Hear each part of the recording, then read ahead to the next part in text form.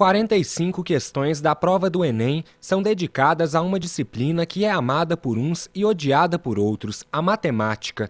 A ciência dos números está dividida em assuntos e matérias diferentes que devem ser estudadas por todos os candidatos. O Enem ele é composto de 45 questões, e essas 45 questões são divididas entre 7 competências, tá?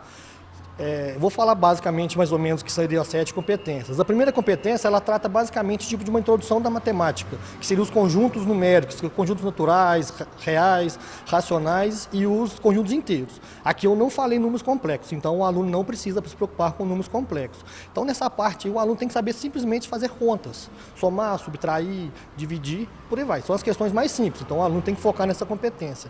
A parte de geometria, que seria a competência 2. O aluno aqui, ele vai, nesse momento, ele tem que ter bem o conteúdo de ensino fundamental, tá? Que é a questão de saber metros quadrados, metro cúbico, pi, teorema de Pitágoras. Mas é muito importante que o aluno tenha conhecimento da geometria espacial, que cai muito, que envolve muito o Enem.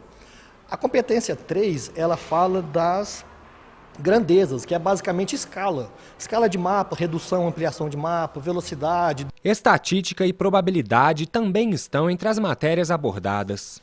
A parte de linguagem algébrica, que seria o quê? Aquela parte que é a transposição da linguagem, a linguagem literária para a linguagem matemática, que é as famosas letrinhas. Por exemplo, um exemplo rápido, João caminhou 10 metros a mais que Maria. Então, João caminhou X mais 10 e Maria X. Então, é a famosa letrinha. O aluno tem que ter a noção de como transpor a linguagem literária para a linguagem matemática. Uma coisa que é muito importante que os alunos devem frisar é a estatística e a probabilidade, que é a análise de gráficos. O aluno tem que saber interpretar o gráfico, saber os conceitos probabilísticos para fazer tendências, pensar, prever o futuro, certo? A dica para resolver as questões é sempre estar atento aos enunciados e no tempo gasto em cada uma delas. O Enem trabalha com tendência. O que seria essa tendência? Por exemplo, se um aluno apareceu uma conta lá, 1.512 dividido por 503. Como o Enem ele pede muito a palavra aproximadamente, o aluno não precisa focar nessa divisão. Ele pode fazer um arredondamento. Ele olha as alternativas, vê a discrepância de cada alternativa e pode fazer um arredondamento. Então seria mais fácil, nesse caso, o aluno dividir 1.500 por 300, por exemplo, certo? Que é uma conta mais fácil, uma conta que faz de cabeça. Então sempre focar nesses arredondamentos, porque, igual eu falei, o Enem é sempre aproximadamente, não é comum o Enem pedir um resultado exato, sempre o resultado aproximado. Então sempre que o aluno puder aproximar alguma divisão, alguma soma, vai ser mais fácil, porque ele vai ganhar muito tempo. E o tempo é uma questão, que é o maior inimigo dos alunos na prova é o tempo. Na hora de começar a prova, o professor explica que é mais indicado fazer as questões mais fáceis. Eu falo com meus alunos, o essencial é começar pelas questões fáceis, que de acordo com o Enem, ele é corrigido pelo TRI, que é o teste de resposta ao item, teoria de resposta ao item. E o Enem pede que o aluno faça uma prova coerente. O que seria uma prova coerente? Seria aquela prova onde o aluno acerta as questões fáceis e erra as questões difíceis.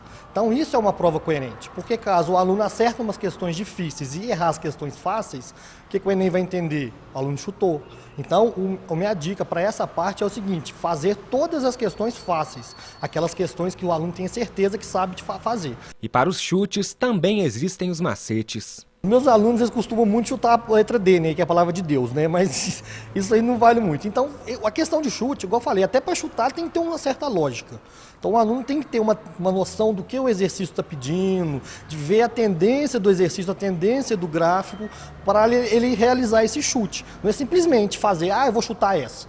Então, sempre, às vezes, a gente consegue inserir uma lógica nas alternativas, porque o que é o seguinte, como que é a estrutura da prova? A estrutura da prova do Enem é em 3 partes. Tem um texto apoio, que dá as informações, várias informações. O comando, o que seria o comando? É o que o exercício quer que você realize, que o aluno realize, e as alternativas. Então, o que eu vou sugerir? Uma outra dica importante para os meninos é ler primeiro sempre o comando, que geralmente é o último parágrafo do exercício, para depois voltar no texto apoio. Porque quando ele lê o comando primeiro, o aluno já vai saber lá no texto apoio o que está querendo.